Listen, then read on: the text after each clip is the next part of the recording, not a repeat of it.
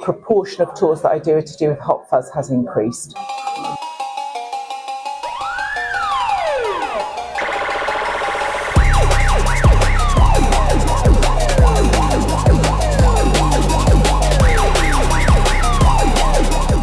Financially, not as well at all. When I do the Hot Fuzz tours, I do make good money on those. The type of people who do the heritage tours, which is the main other tour that I do, they are still coming on holiday and they are still coming on the tours, but there aren't as many group visits anymore. Coach travel's become more expensive, and quite a few of the coach companies that used to do group holidays for older people, quite a lot of them went out of business during COVID. And so some of those regular customers, they used to come maybe 2 or 3 times a year, and I'd always take their group round. 2 or 3 of those folded. One tried to book tours the following year. They didn't have enough people sign up to their holidays. So that side of the business has certainly gone downhill. Hot Fuzz is increasingly important to the business, I would say. I'm not saying there'll be a huge reduction in the number of visitors, because it's quite a niche group of people who come for the Hot Fuzz. But in terms of people who are prepared to pay for a walking tour, yeah, I think it'd have a big impact. It's certainly more than half my customers are Hot Fuzz customers, and nobody else is doing walking tours here. I think because it's quite difficult to make a living from doing it. So it suits me because where I work is a 2-minute walk from the marketplace. If I'm doing a tour, I can nip out of work, do the tour, go back into work again. But if you were trying to do it as a full-time job, you wouldn't be able to pay your bills, let's put it that way. So I just do it when it suits me, and it sort of pays for my holidays type of thing. But I think that's why nobody else is sat up doing tours.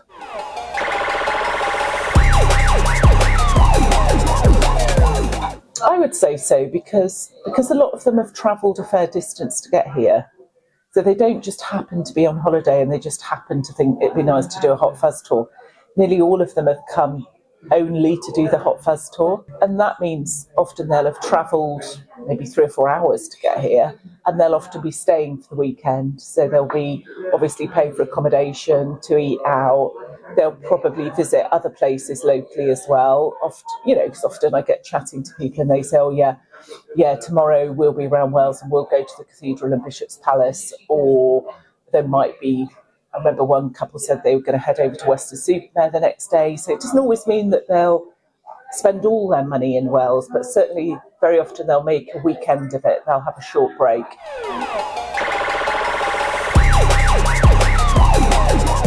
People increasingly want to have fun experiences and do trips away and stuff like that in a way that probably even 10 or 15 years ago they didn't so much. Whether it is because people want to take pictures to put on their Facebook, I don't know.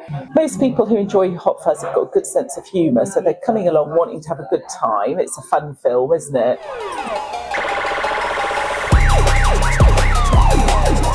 I'm not short of customers, so some people out there are choosing to prioritise it, and people will go to great efforts to get here to do it. We've got a quite unique cathedral and we've got the Bishop's Palace.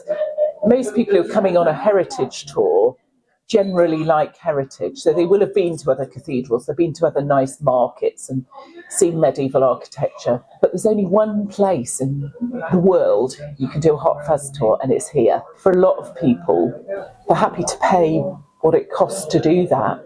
If it means giving up a day of work, coming down here because maybe I'm only doing it on a Saturday. It's quite busy down the high street with groups. Yeah, usually the tours are booked out.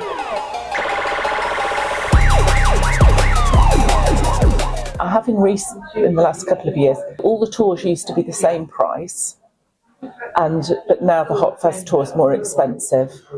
And that's partly because people will pay the price.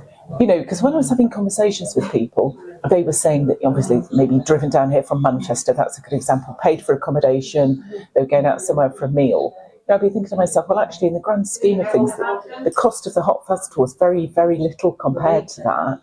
And when it gets to the point when I'm doing a tour, and I might say to 2 people, all right, because years ago it used to be £7 to go on the Hot Fuzz tour.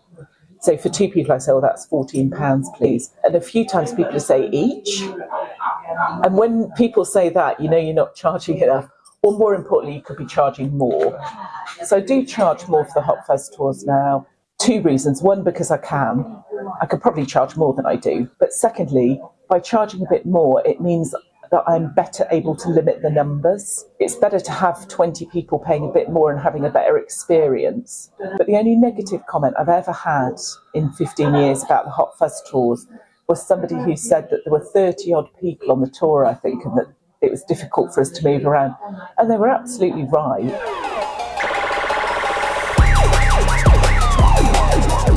Yeah, definitely. Because the first year I did the tours, I wasn't doing Hot Fuzz tours. I was just doing the heritage tours. And literally at the end of October, that was it. Didn't see any tourists on guided tours. Because I stood out there every week for the first year. I thought I'll just try it and see. And I found out the hard way that literally nobody came on any walking tours between the end of October and Easter. If I wasn't doing Hot Fuzz tours over the winter, I wouldn't have any business. I might have the odd group that booked, but hardly anything. Maybe do 3 or 4 ghost walks over the winter as well. And with the Hot Fuzz tours, now because people book it for something like a birthday or a stag do or something, that can come at any time of the year. Nearly all my income in the winter is from Hot Fuzz tours.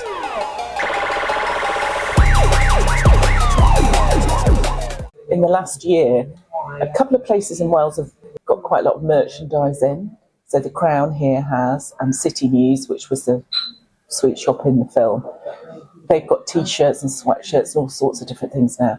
Prior to this year, that's what people expected. They expected to come here and see a load of Hot Fuzz merchandise, and they were absolutely shocked that there was hardly anything here. Obviously, there's a plaque outside the Crown. They might notice that. They might see my sign saying there are Hot Fuzz tours. And in the Crown, obviously, they've got some, in the last few years, they've got more stuff in. And they've always had the stab vest from the film here as well. People would often comment, oh gosh, I'm surprised nobody's selling Hot Fuzz stuff, or there's nothing here. We wouldn't know it was Sanford unless we kind of had looked it up on the internet.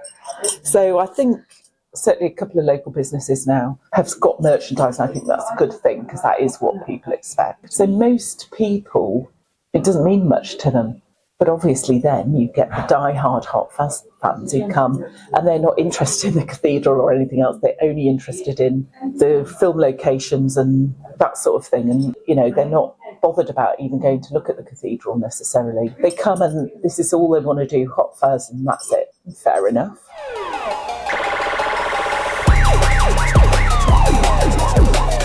For my business, Hot Fuzz is a big part of it now. So without that, I would earn a lot less money. And it wouldn't be as much fun, because for me, I really enjoy doing the history side of things, but then it's fun to do a Hot Fuzz tour. So for me, it makes my job much more interesting, having that variety, you know, having a good laugh with people on the Hot Fuzz tour, and then obviously it's a bit more serious on the heritage tour. Business-wise and income-wise, yeah, make a massive difference. There isn't really much tourism generally because of the filming here, I would say. People aren't interested in generally coming here because a few films have been made here. They come for a specific film. I mean, I've never met anybody who's come for any of the other films that have been made here, unless they're coming while the filming's going on and they're hoping to catch a glimpse of one of the actors or something. It's quite unusual that so many locations are filmed in one place. Say a film about a village, it might be filmed in a dozen different locations, but here you can walk around here and you can recognise all of it. That is quite unusual. I mean, a few places in the film were filmed in other locations, but the vast majority of them, you can walk around Wells and you can recognise 90% of the film.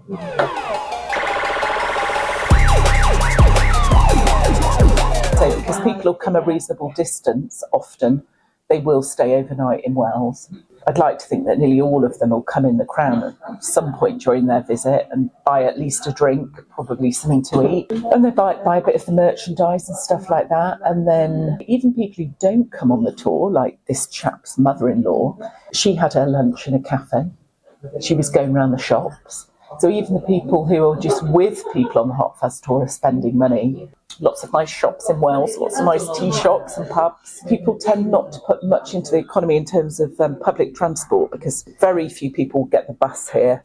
I can think of a handful of people over the years who've sort of got the bus in from Bristol or somewhere, but most people drive. But obviously then they're spending money in the car parks, which either goes to private companies or to our local authority, car parks, food, drink, accommodation. It's a fact those people wouldn't be coming to Wales if it wasn't for the Hot Fuzz tour. They've no other interest in this place apart from the fact Hot Fuzz was filmed here. This year, for the second year, there's some students coming over from the States who are doing film studies, and they contacted me about doing a Hot Fuzz tour. And the chap said, we're just going to concentrate on Wales, when they've decided there's so much filming being done in Wales. So Hot Fuzz is their main focus, but they realise now, because obviously I told them on the tour, all the other filming that was gone on. So he said, actually, we're going to spend longer in Wales. So I think they're staying overnight this time. That's 50 students. So often when people are walking around on the Hot Fuzz tour, I hear them saying, oh, it's nice, it's lovely here, isn't it? Especially if they're walking by the moat, by the Bishop's Palace. And I'll often say to people, now you know where we are, come back and see us again, because there's always something going on here. So some people, maybe, especially if they live in Bristol or somewhere within an hour or two's drive, sort of say, oh yeah, we'll come back when it's the summer and there's the theatre festival on or the food festival or something. So I think it encourages people to come back and visit again, because they've been pleasantly surprised. We were voted the best small city break in the UK. So if you put Hot Fuzz to one side, just as a tourist destination, Wales has got an awful lot to offer.